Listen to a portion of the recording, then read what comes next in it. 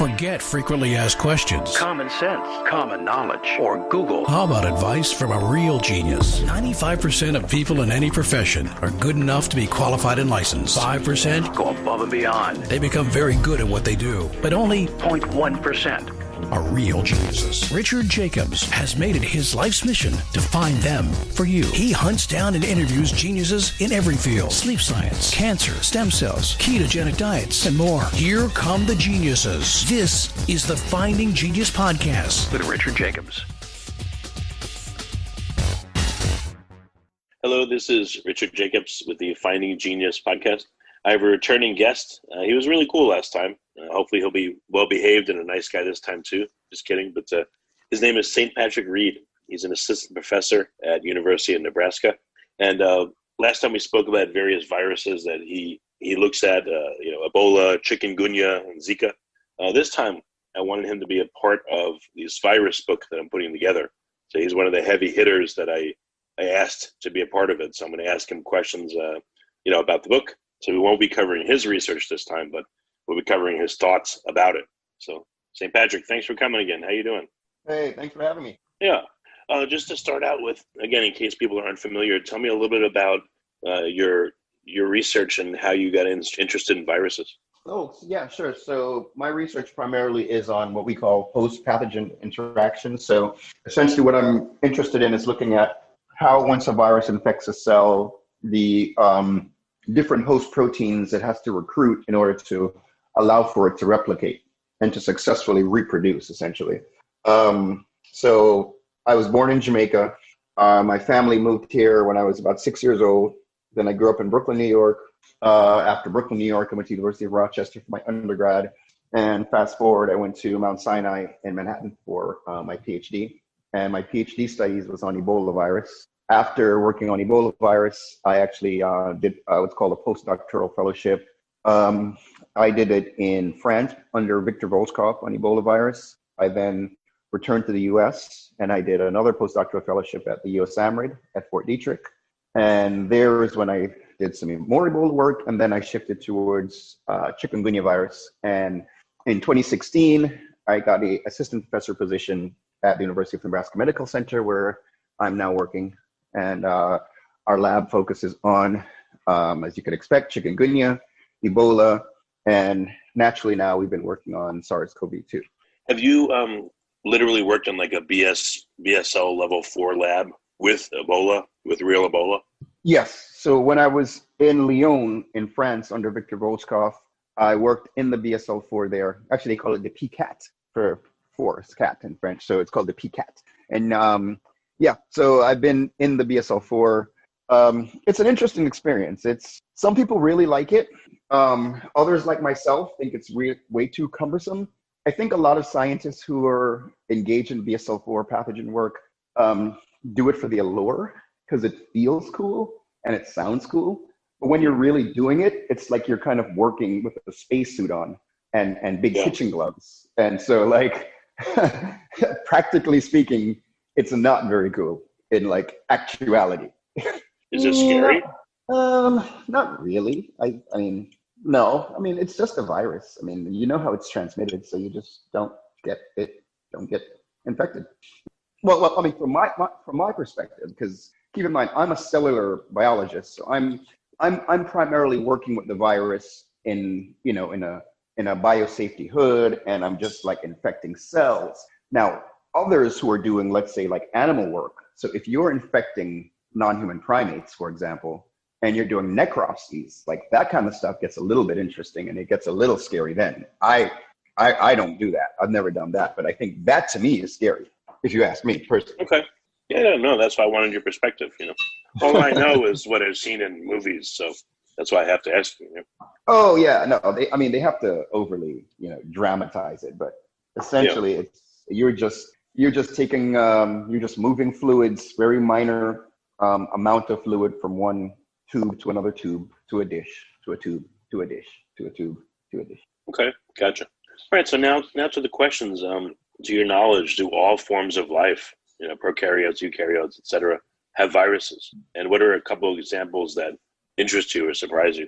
So the answer to that is yes. And What I've been really interested in recently are, I have a friend who is a bacteriologist, and he's been studying bacteria in glacial inlands. And it turns out that these ancient bacteria, they also have phages, and bacteriophages are basically viruses that infect bacteria. And so what really interests me are the viruses that infect different bacteria that allows for the bacteria to live in a community of other bacterium. And it's the viruses that can play a role in allowing for those different bacterial species to survive. So that's been really interesting to me recently. Okay. Does that answer the question? Yeah, I just wanted to know, right. For instance, I saw a paper that there were viruses and stromatolites from, 3+ billion years ago. So they seem to be around a long time. Yeah, so these ancient phages that infect or successfully infect bacterium is really fascinating. Here's another thing that actually really fascinates me, and I'm not sure you're familiar, but there are these viruses called Geminivirus or Mimiviruses. These are called giant viruses. These are viruses that are found in the water in different parts of the world. I think they've been identified in like the Amazon, for example. These viruses are bigger than some bacteria, and their genomes, some of them are larger than bacterial genomes. And these are called these giant viruses. And so we're trying to, I think it's an emerging field, trying to understand how these viruses have emerged, where they come from, why do they encode so many genes, why are they so big, and what do all these genes do? And essentially it gets to this really cool crossroads where the difference between a bacteria and a virus as we know it is you can put a bacteria in certain culture conditions and it will replicate, right? Viruses, we believe, need to be inside of a living organism, whether it's a bacteria, a cell, just something in order for it to replicate. Well, if these viruses are larger than some bacteria and have enough protein and can encode enough genes, do they in fact need to be inside something to replicate? And then if they can replicate on their own, then what does that actually mean for what we call life? Right, that's true. Well, that's what I was going to ask you next is, are viruses alive or not, and why? What's your thoughts? Viruses are probably not alive because of their dependence. But then I can argue with myself on that for days and days and days. So the honest answer is I would say yes, but I would qualify it with I don't really know. Well, perhaps they're contingently alive, where they're in the virion phase outside of a host or a cell. They're, dormant, but once they enter a cell, maybe then they have all the hallmarks of life. I don't know. Just like a tree is alive, but the seed may not be, or maybe in a dormant state until it finds its soil and moisture, and sun. Well, that's an interesting concept, right? Because then what you're trying to say then is to be alive means you have to have some kind of action, right? You have to be doing something. Like it's basically you're positing that you require some kind of activity, right? Yeah, you have to have maybe. Well, again, a tree is alive, but if I have the seed of a tree, is the seed alive? Everyone says, yeah, of course the tree's alive, but is the seed alive? I mean, it's kind of like a virion. If I look at it macroscopically, it's not moving. If I zoom in with a microscope, it's probably still not moving. So where is the life in it? It's weird. Like, where does the life come from? And is it alive? Is it not alive? If I take a cell and I start taking elements out of it, I pull out the nucleus or I pull out a ribosome, I mean, is it still alive? Like, where's the life in it? Well, I mean, fundamentally as a scientist, it's always about the question, right? And so the question is, what do we define as life? And I think we need to have a uniform definition to engage in the conversation. So what do we define? So we should have the parameters on what we define as life. And then from there we go forward and say, okay, well, based on these definitions that we're proposing, if so facto, this is life. If so facto, this is not life. But broadly speaking, it's really hard because I think we have a different idea, right? So I think we should start with the definition. It's tough. That's why I wanted your speculation. I mean, even with babies, is conception the start of life, or 3 months, 6 months? So we can't even agree on our own gestation. So I don't know if we're going to agree on viruses. No, I think you're absolutely right. Which is kind of why I first said it's both a philosophical thought and then an actual theory on biologically. So I think life itself is something that can be broken into those two arms, right? Philosophically, what you define it as, biologically, what you define it as. And I think there's a number of people on both arms that would argue a lot of different things. And that's not something I really want to get into. I got you. Yeah, the reason so we'll leave this point, we'll move on. But now in terms of virus, and again, I'm going to anthropomorphize, but viral behavior. Some appear to infect and be very virulent and, kill the creature it infects. Some go in there and they're latent. They hang out for days, weeks, months, years, lifetimes, and don't seem to do anything. And, some actually, are able to retroviruses endogenize into the host's genetic material. Look at you. Yes. Yeah, well, how could these things, what drives this? Like, what do you think drives a virus to be latent or lysogenic or, lytic or, what do you think drives this? I think that's a really interesting question. I think it has to do with host adaptation and its introduction. So as an RNA virologist, which I am, which I study RNA viruses like Ebola, I think a lot of the pathogenicity that we see from these kinds of viruses is usually due to their new introduction. So relatively speaking, they're newly introduced to the host, right? And because they were newly introduced, they just kind of replicate and kill. And so one of the hallmarks of Ebola during outbreaks typically is basically that the host gets killed essentially so fast that it doesn't allow for the virus to replicate, to spread fast enough, which if you're a virus, that's not beneficial to you, right? It doesn't allow for you to stick around longer. So that's why we're called spillover hosts. I think the longer you're around a community or engaged in a process of seeing something more, the more you're going to adapt to want to be there, which means you don't want to kill too fast and you want to maybe stick around even longer. So from that perspective, for certain viruses, I think certainly it's the new introduction to hosts that allow for the virus to be more lytic, for example.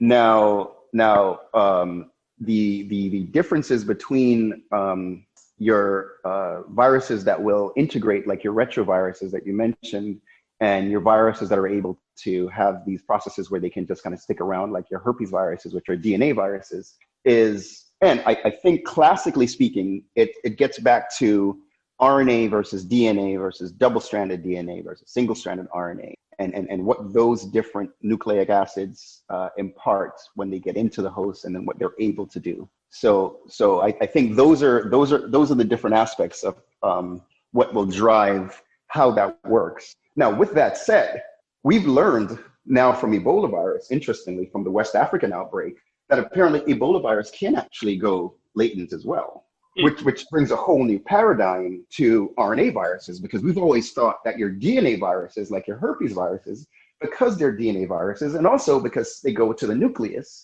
they can kind of hang out and go latent. We've always assumed that your RNA viruses, like Ebola, that kind of replicate entirely in the cytoplasm, they basically just won't stick around. Either the cells die, the host dies, the virus leaves, and keeps it moving. What we've learned from the West African outbreak is that there's been a number of individuals who were infected with Ebola. They seem to have cleared the virus. They were otherwise healthy, and then months down the road, the virus comes back. And we know now from non-human primate studies that, and this is really interesting, what they used to do is they would infect these non-human primates with Ebola or Marburg virus, and they would do these drug studies, right? So you would treat the animals because you're trying to see if you could identify a compound or some kind of therapeutic. And you would always sometimes have the infected animals who survive, right? Like every once in a while, you have the infected, untreated animals and they survive. And they would just kind of leave them and do some other studies with them. What they found recently, and this is a few years back, if you go back and look at those animals that survived, there's still virus there. It's just not replicating. Interesting. This brings a question then. So when a virus is inside of a cell, inside of some kind of host, do you think it's able to co-opt the cellular machinery and either send out extracellular vesicles to to see, if other cells are infected with the same virus, or somehow, again, communicate. If I imagine a virus as like a guy sitting at the control panel of a cell inside of it, and, is the virus able to communicate with other cells using the cell's machinery to see if there's other cells that are infected and how many? Maybe there's quorum sensing and coordinated action. What's your thought? If you like this podcast, please click the link in the description to subscribe and review us on iTunes. That's an interesting question. I don't know if we've. I'm not familiar off the top of my head with those kinds of studies. We do know that cells are always secreting like extracellular vesicles, like exosomes, for example. That's always being released just on a normal basis. Your cells are always communicating that way. And so it stands to reason that when a virus infects a cell, it co-opts that system. And as a matter of fact, some viruses will leave through exosomes, right? And some viruses will manipulate what's being released from the exosomes. So that would imply to me that the virus it's manipulating the host signal. Now, whether it's manipulating the host signal in such a way that it's trying to detect the presence of other pathogens, I wouldn't speculate that, because that requires, I think, a little too much coordination. And I think a virus per se, like Ebola virus, once it gets into a cell, it's just replicating. I don't think Ebola virus is getting into a cell and trying to identify if there's another virus. I think that would only be the case if they can cooperatively allow for replication to enhance over time. And so if both of those viruses have infected this host over time, and there's a beneficial relationship between them, because the host will allow for them to both be there, then the signal that they will secrete will allow for that to occur. But that would require them to have infected the same host for eons for that cooperativity to have evolved. Now, with that said, your phages are probably doing that. So your microbiota in your cells and in your body, those bacterium in your body, the commensal or the good bacteria, they have phages. Those phages are probably communicating. So yeah, I mean, if a virus is able to co-opt a cell's machinery to the point where it enslaves in it and makes more virions to the point where it kills itself, it depletes all its resources and then blows open, and it's the end of it. Why couldn't it again understand the cell's machinery to use it to communicate, for it as a proxy? That was my thought. I mean, it makes sense, but it assumes that individual. So let's say the virion in cell A has a conscious effort to, communicate with cell B, and I would posit that the virion in cell A doesn't give I can't curse. I won't curse. Doesn't care about what's happening in cell B, right? That virion is secreting what it's secreting to help itself. And if by helping itself, it releases things that happen to help, the virus in cell B, then it does. But its purpose is not to do that. So viruses aren't trying to quorum sense, essentially. They're just trying to replicate. And so what allows them to replicate. If by chance, the signaling that it's modifying releases to then allow for, the virus in cell B to replicate, then it's a cooperative relationship that will then allow for it to then flourish, but only if it's a cooperative relationship. But that virus is not going to do it to help another virus. That virus is doing it to help itself. Do you think that there is a group identity? In bacteria, you have biofilms, and they would form a biofilm preferentially with their own strain. Perhaps viruses are maybe like they have quasi-species. Maybe they're like a bee colony, and there's different ones that have different roles in an infection, and there's some kind of coordination. Any thought there, or you think they're lone agents that hang out with no one and infect on their own? That's it. Yeah, that's actually a really good point, because I think there is something to that. There is the idea that during infection, and this is I think there's like defective interference. I think a defective interferon particles. I'm screwing it up, but basically once some viruses, once they're replicating, they'll make different versions of certain genes, or they'll make half a portion of their genome, and so they will effectively make these quasi-species during the course of infection, and then the one that kind of will grow the most is the one that you kind of get out of it. That's the one that replicates the best, and that's what you see. But during the course of an infection, there might be these different variants as the virus is replicating. but it's the same virus, right? It's the same species. So it's Ebola that's replicating, but it might be replicating poorly. And so it might make one protein might come out halfway, one protein might come out the full way, one protein might be mutated a bit, one protein might come out longer, but it's the same virus, right? So it's just different versions of the same thing. And the one that's the most fit is the one that kind of will keep replicating and keep going. So, but it's not so that there's different, let's say, species. So different groups of Ebola viruses or different groups of, flu viruses that are then mixing. Well, actually, that's not true because they do mix. But yeah.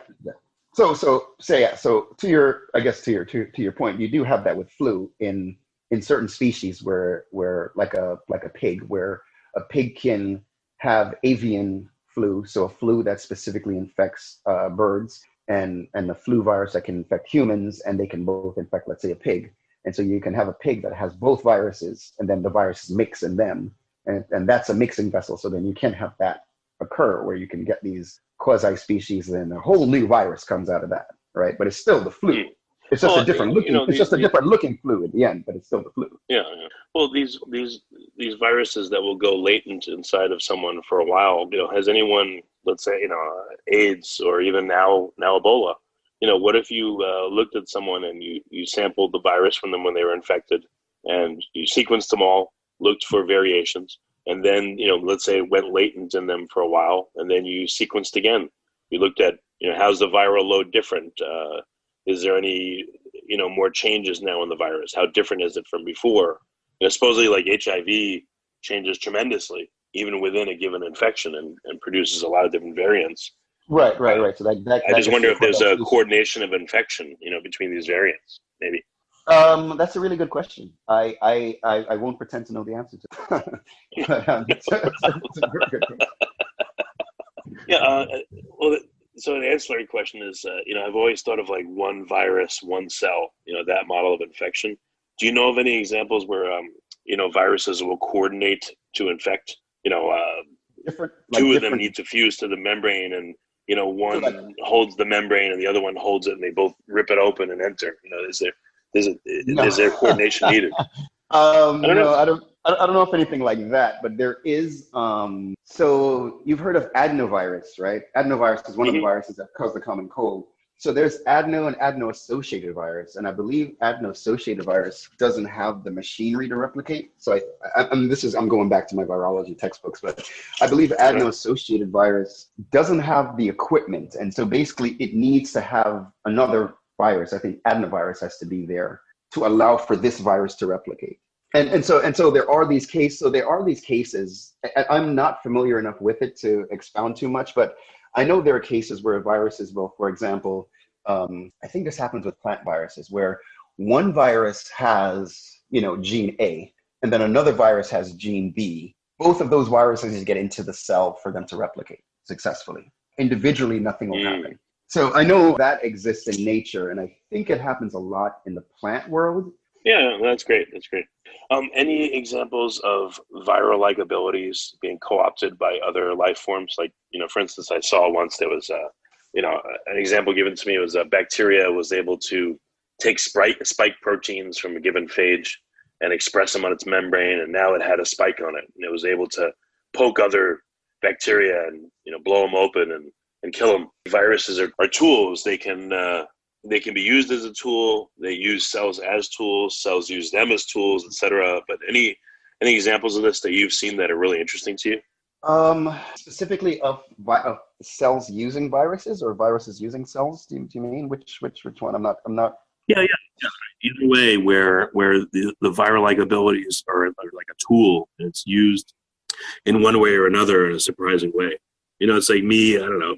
I guess, being extreme, but me plucking an eye out of an eagle, popping it in my head, now I can see. But, with viruses, again, they seem to take genetic material from their hosts, and the hosts seem to take genetic material from them, at least in the bacterial world, and use it. Right. So I know off the top of my head that there's a number of, getting back to your larger viruses, like your DNA viruses, like your herpes viruses. On the flip side of your question, I know that there are viruses that will, for example, encode genes that look like host genes. So like a virus will make a protein that looks like a host protein, but it's not fully the same, but it's enough to be like a carbon copy almost. So I know viruses will do that. The larger viruses will do that. They'll encode proteins that look like host proteins. Now, whether certainly you can co-opt viral proteins to understand how the cells work, and not specifically answering your question, but getting into kind of what I really believe and I really love about understanding viruses is you learn a lot about how the cellular machinery itself works by looking at how viruses can co-opt it. And in fact, that's how we've learned a lot about different things. So with HIV, for example, through HIV research, we learned about introns and exons and how a gene has to be spliced and then gets made into a protein by understanding how HIV completely disrupts that process. And in understanding how HIV disrupts that process, then we're like, oh, this is what normally happens. So on the flip side of that, that's kind of what it can do, and this is kind of what it does. So it's not so much about let's say a protein being taken and co-opted. There might be specific examples that I can't think off the top of my head because I'm not that bright, but I know that there are examples of how the cells work, and understanding how the cells work comes from understanding how the viruses have disrupted certain processes that we didn't even know occurred. And then we looked at those processes and then we're like, oh, so this is what normally happens by understanding how this guy just completely rigged it. Yeah, that makes sense. So I guess some more impossible questions. I don't Okay. I don't know. Let's keep it going. I love these questions. Yeah, well, so this is a real tough one. Viruses, some are rods, some are balls with spikes. Some are look like moonlanders. Head, tail fibers, etc. Why? How do they have such different shapes and entry mechanisms? And are there a couple examples of viruses that have a really crazy entry mechanism that you like, or ones that have a shape or a morphology or an ability that amazes you? Oh yes, absolutely. You know what I'm going to say, right? I don't know. You like chikungunya, I guess. But. No, I'm going to say Ebola, of course. Ebola is a filovirus, and philo is Latin for thread. And so Ebola virus looks like a thread, and it sometimes comes in like a knot. And it's always curious to me when it leaves from a cell, what drives that actual that shape.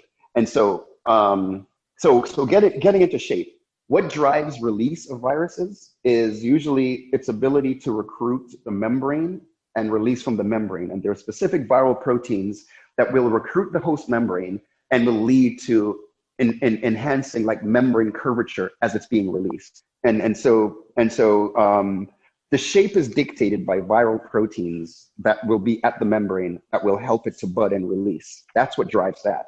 And so different viral proteins will allow for different curvatures per se to exist. Now, towards to your question of entry, for the most part, entry is directed and driven by the receptors on the outside of the virus. So like with your SARS-CoV-2, your spike protein, right? With Ebola, we call it a glycoprotein. They're all spike proteins. With influenza, it's your HA protein. It's all the same proteins. We just call them different names. But basically, there are proteins that will bind to a host receptor, and they will bind to something on the surface of the cell. That thing will then trigger entry into the membrane of the cell, into like a vacuole. Now, why I like Ebola is because what we've learned with Ebola is it turns out it doesn't necessarily have a receptor on the outside of the cell. Ebola needs to, and this is what the current knowledge is, and might change, but the current knowledge is Ebola gets engulfed by what's called macropinocytosis, which means basically the cell sucks it in, right? And once the cell sucks it in non-specifically, it then has to go into what's called an endosome. Once it's in the endosome, that's when it actually sees its receptor. And before it actually even sees its receptor, here's the really cool thing. The glycoprotein of Ebola virus, so like the outer protein that allows entry, that protein is like, say, like 120 kilodaltons. It has to be cleaved by cathepsins till it's 19 kilodaltons. So it goes from being 120, so this huge thing, to being this really tiny thing. Once it becomes this really tiny thing, Then it recognizes this receptor, which is in the endosome, which is called NPC1. That's what entry is for Ebola virus. It's an entirely convoluted, complicated process. And it doesn't make sense that this virus can do so much harm when it costs so much economic cost for it to get into us. Well, in terms of an entry method, is it the cell being tricked, being activated and allowing something in? Or do you think that the cell is deliberately looking to let things in and it lets it in by mistake? What's guiding the entry? That's a really good question. So I think so we know certain cells, like your immune cells, like macrophages, are constantly able to engulf things, right? So there are certain cells in your body who, like, standard practice is to engulf things and see if they're good, bad, and then present them if they're bad. And then, ipso facto, your immune responses get triggered. Now, whether your normal cells, like your epithelial cells, whether they're doing that naturally, I think they probably are to some extent, not as active as your macrophages, but I think cells are constantly sampling the environment, and so they can be triggered to do that. Now, what you're asking, which is interesting, is does it just normally do it, or does the virus actually still bind something? Because right now, what we believe is that Ebola gets engulfed, and what you're asking, which might be interesting, is it actually triggering some mechanism on the surface that allows for it to be engulfed, that then allows for it to see its receptor? That we don't have the answer to that yet, but that would be an interesting experiment to pursue. If you look at the T4 phage that enters, E. coli, it's the moonlander looking one. There it looks like, all right, the phage is doing all this amazing complicated stuff. The tail fibers touch, they orient, it pulls it to the surface, the bottom of the base plate changes shape, it screws its way into the membrane and injects, so that's like a very active phage-centric entry mechanism. But it sounds like Ebola is the opposite. It doesn't seem to, quote unquote, do much, and the cell itself is like saying, oh, let's engulf it, let's invaginate and take it in. Well, I think you got to take a step back. I think what you're learned about that years and years and years ago. We've literally learned about Ebola virus entry in the past 5 years. So our understanding of how it works and our understanding of the mechanism and what guides it, what drives it, making really cool images of it, all that stuff is brand new, man. The T4 phage stuff, we learned about T4 phage for a while ago. So they have a really good PR team, right? With Ebola, we're still learning about it. So we're still trying to understand how it looks, what the mechanism is, the crystal structure, getting the crystal structures down and seeing exactly how it looks once it's formed. All of those things are underappreciated because for these viruses, they've been understudied. So everything is really brand new. So, structurally speaking, the way you're describing T4 phage, the entry mechanisms that guide Ebola is pretty much the same. It just doesn't look as cool, essentially, but it's kind of the same. I just wondered, there's so many different entry mechanisms. Well, no, we know the outer surface protein, which is called the glycoprotein or the spike protein or that tail protein from T4 phage that you're describing, that drives the entry. That will dictate how it gets into the host, and the mechanism by which it gets into the host. So we know that. So for each virus, for the most part, it's their outer surface protein. It's entirely their outer surface protein that dictates how they go. Yeah. Well, another question here, I guess, to confound it, probably to make you laugh even more. So if I think about a virus, on average, let's say 50 to 100 nanometers, in its capsid, the host could be, microns, inches, meters, in a person, 1.5 meters, let's say. How does the virion successfully find its target cells, and how does it find anything in such a vast expanse of hosts? And how has this happened 10 to the 30th times throughout history across all creatures, that there's been so many viral infections? If virions are non-motile, if they're not alive, they're just floating along, how do they find their targets so often? That's a very, very, very good question, my friend. So what we believe, what I believe is that for an infection to occur, let's take a step back. So a virus, in order for an infection to occur, you need to have, let's say, a certain number of viruses in order for a single infection to occur. Because as you're stating, if you have, let's say, 20 virion particles, and you just like put them in and around a cell, chances are they're just going to be moving, right? Because it's just a fluid environment. And so you require a certain, let's say, number of viruses to establish an infection. And the numbers will differ by the viruses that we talk about. So, for example, there are certain viruses that will need only a few numbers in order to establish what we call a productive infection. Now, what drives that and how, in the space of the infection, because I think there's a couple of things that goes into your question, and what that one really important thing is the route of entry. So if you're a respiratory virus and you're in the air and you're an aerosol particle like your SARS-CoV-2 and it's being inhaled, how many particles are required once it gets into the upper respiratory tract to productively bind to your ACE2 receptor? That's not very clear, right? And how many is required to establish a productive infection? Now, your bloodborne pathogens that require you to get into an open wound, for example, like an Ebola, how many of those virions that are required in that space to then infect an epithelial cell? The number of virion particles, again, that's not clear, but the route of entry matters, and the availability of the receptors to which the virus will require to bind to matter. Now, exactly the mechanics of that process, and let's see, if we were to shrink ourselves down microscopically and to be able to be like, okay, there needs to be 20 of these viruses in order to productively get one of them into a cell to then start to reproduce, to then start to cause symptoms. That, I think, is not so clear for the most part. Yeah, it's like if I sent you to New York and I say, hey, I need you to find me, find my cousin, and I gave you no instructions and you couldn't walk, you just had to you could walk, but you just had to wander around. Like, how would you find them? But it seems like viruses find their targets reliably, and I just don't know how they do it. There must be some sensing going on. No, my friend. But the answer to your question is, if you sent me to New York to find your cousin, it would take me a long time. If you send 1,000 of you to New York to find your cousin, it might take me a shorter period of time. If you send 100,000 of you to New York to find your cousin, it might take me even a shorter period of time, right? So it's not a one-to-one relationship. It's a numbers game, right?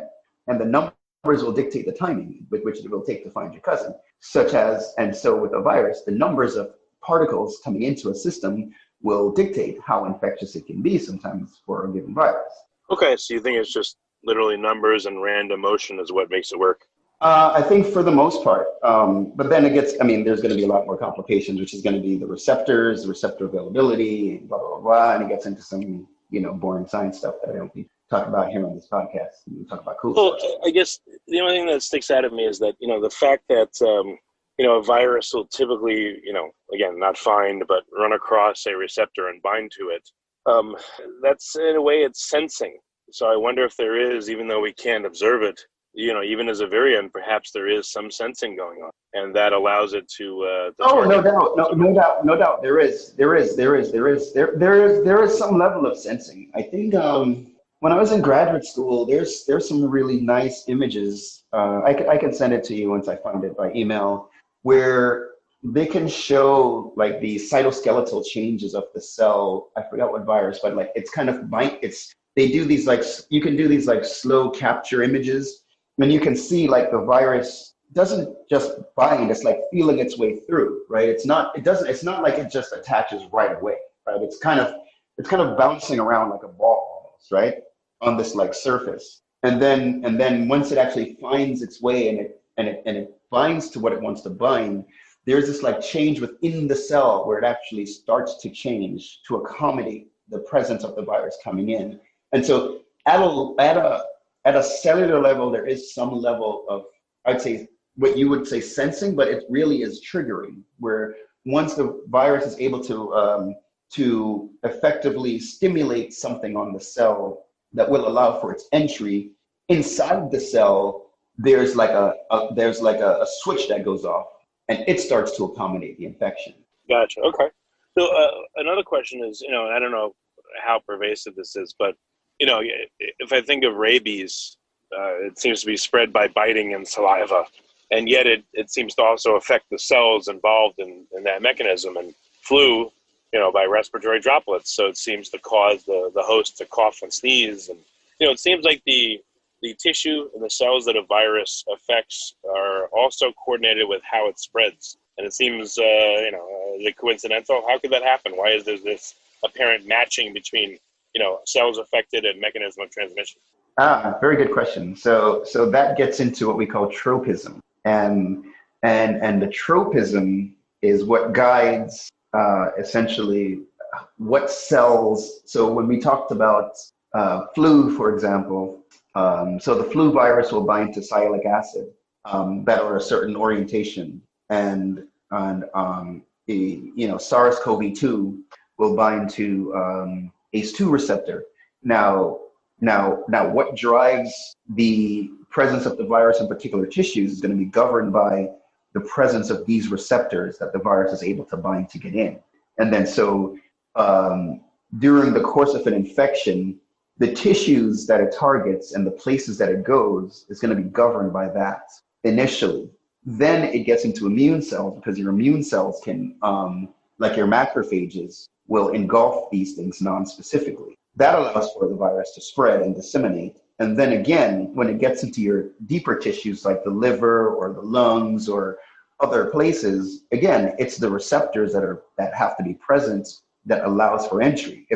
If the specific lock is not there on a given cell, your virus with this specific key is not getting in. So what really drives that, let's say the pathology, for the most part, is where the virus can get in the early stages of the infection. And then if they're able to, some viruses are able to transverse, let's say, the blood-brain barrier and get into the brain. A lot of that stuff, again, is dictated by its initial early stages of pathogenicity and the cells that it can get into that allows for its portal of entry to the different places where it can cause disease. And the disease is then what you see. And I understand why it would target certain cells because of, the way the virus is and the proteins it has and the receptors the cell has. But again, why would it cause the cell to cause the organism to respond in such a way as to spread it then, again, using those same cells and a particular mechanism? Why wouldn't a respiratory virus, instead of making me cough and sneeze, just, destroy my lungs so I can't cough and sneeze? Why would it do that? Because the coughing and sneezing is not caused by the virus; it's caused by your body trying to react to the virus. So a lot of the reactions to infection, such as like the fever response, all of these responses are essentially your body's mechanism for trying to fight it. It's not the virus doing it; it's your body trying to say, "Get this thing out of me," and this is how I'm trying to do it. So I think we have to kind of reframe that, because it's not. I mean, if the virus not to anthropomorphize it, but if I were to be the virus, I don't want you making any noise. I don't want you doing anything, right? I just want you to sit still and allow me to replicate. I don't want you to do anything unless I'm, your respiratory guys, where I want to be able to replicate in a certain place, and then your, immune response is going to be such that your throat gets all, fogged up, and then you're going to cough, and then that's going to release me. But again, that's your response to me being there. That's not me doing it. It just helps me that this happens. And so as an adaptation, then I'm going to engage in this way so that this allows it to happen even more. And then now you cough. But again, the response is not driven by me. The response is driven by you. It just so happens that it helps me out. Yeah, it just seems perhaps, more matched than I would think. That's why it was odd. But okay. Do you know of any instances of when a cell or bacteria is infected by a virus, that the virus acts to keep out other viruses that would compete with it? Like a dog guarding a bone? That's a very good question. I actually, I read a good article about that 10 years ago. And I hesitate to butcher it now. So I really don't want to go into it because I could be I could say something right now and it might be the complete opposite. And I'm going to read the paper after I get off this podcast and kill myself. So I can't. No worries. No, I do know that there has been studies, and I have to stay in my lane. So I know within the filovirus world, there has been studies where where researchers have infected, let's say, with two different, like Marburg and Ebola, or they mixed and matched the different genes, let's say, that's required for the individual virions. And I believe that when that's happened, the viruses will still align together with themselves, and they're not going to mix and match, right? They're not going to mix and match. So if you put Ebola and Marburg into the same cell, what's not going to happen is that you're going to get a variant of the two. What you're going to get is specifically one of each virus. They know how to find each other. Now, I believe, see, now you're making me really think about it. I believe it's vaccinia virus, where they've been able to show that once it infects a cell, it somehow like sends a signal that might preclude it from being infected by another cell. There's something like that, but I do not feel confident getting into it. Although I really want to, but I don't. Yeah, but there may be evidence of it. Okay, I got you. No, there's some evidence, because I know I read this paper like over 10 years ago. That there's some evidence that, let's say, it looks like if cell A gets infected, it may not be able to be infected again right away necessarily. But again, I don't have all the facts on my side right now. If I was to have if I was to have a cell and take out its nucleus or remove some of the machinery, but its membrane still looked intact and, had all the right receptors, and a virus, fused to it and tried to enter, do you think that the virus would sense, nobody's home or something's wrong, and abort entry? No, I think actually, funny enough, I think what you're talking about is I think the virus would absolutely replicate, as long as the machinery and the ribosomes and a number of other components are intact. But a virus needs a certain number of components in the cell to allow for it to replicate. And if those components are present in the cytoplasm, then if it's a virus like one of our guys that we've been talking about, like an Ebola virus, for example, that replicates in the cytoplasm anyway, and let's say all the components that's required is in the cytoplasm, if all the requirements are there. Now, if because the nucleus is not there, then there's certain factors that are not present, then it won't replicate. But it's just a game of, are these things there? If these things are there, then it doesn't matter if the nucleus is there. It doesn't matter if anything is there. It doesn't need any, for the most part, it doesn't need any of those things. So the virus is going to get in. It's going to look for the guys it needs to help it replicate. It's going to look for its team. It's going to look for your cousin, if you will, and it's going to do what it needs to do. It doesn't matter if there's skyscrapers there. It doesn't matter if there's Central Park there. It doesn't matter if anything is there. If it finds your cousin and your cousin's all it needs, it's good to go. Okay. I just didn't know if, what if we could make a bacteria or a cell with the membrane. The membrane's all right, but it's empty inside, and it can be used as decoys where the viruses would enter and no one's home, and then they're stuck. So that's why I asked. That's your vaccine? No, it's just an idea I had. I just wonder if you could make decoys like that, and if that would be effective, and that's a crazy idea. Suck up some of the viral load. That's a crazy idea, but I like it. I like crazy ideas. Well, good. Well, very good, St. Patrick. We're up. Hopefully I've beaten you up with enough tough questions. But what's the best way for people to find out more about you and your research and all that? I want to make sure that you gave great answers. So the people that want to find out more from you, where could they go?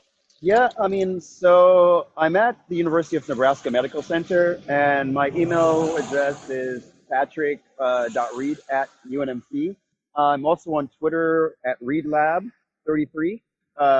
Beyond that, if you just simply go to the university website, I'm there. Black guy in the microbiology lab, not hard to find. Okay. Well, St. Patrick, thanks for coming again. It was great to talk to you as usual. Thank you. All right. Thank you very much, man. If you like this podcast, Please click the link in the description to subscribe and review us on iTunes. You've been listening to the Finding Genius podcast with Richard Jacobs. If you like what you hear, be sure to review and subscribe to the Finding Genius podcast on iTunes or wherever you listen to podcasts. And want to be smarter than everybody else? Become a premium member at findinggeniuspodcast.com. This podcast is for information only. No advice of any kind is being given. Any action you take or don't take as a result of listening is your sole responsibility. Consult professionals when advice is needed.